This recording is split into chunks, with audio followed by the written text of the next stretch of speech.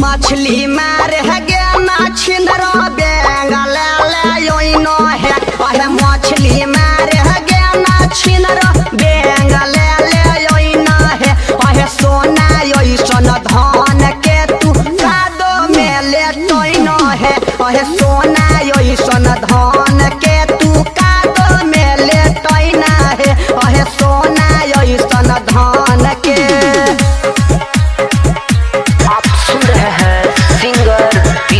लाल यादव उर्फ छोटू को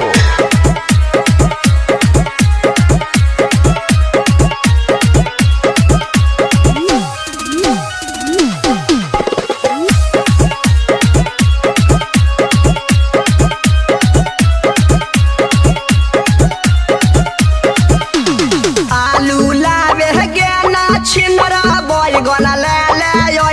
है अहे आलू लावे गे ना छिंदरा बैगन ले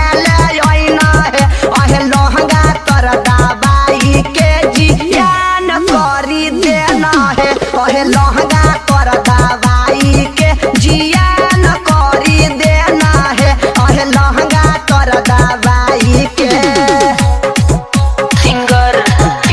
लाल यादव उर्फ छोटू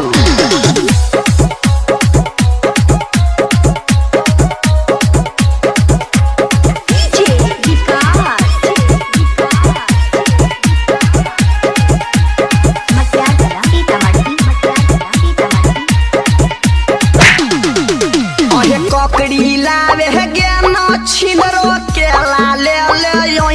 है अहे ककड़ी लावे गे ना छिंदरो केला ले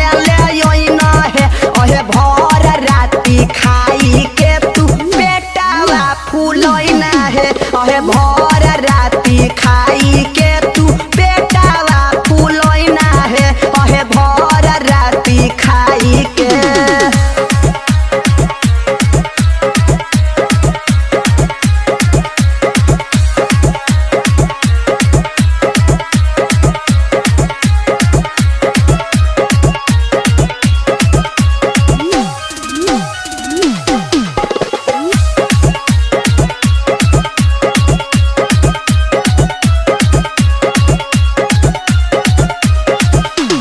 बिस्कुट लावे गे ना छिंदरो ले मचूस ले है अहे बिस्कुट लावे गे ना छिंदरो ले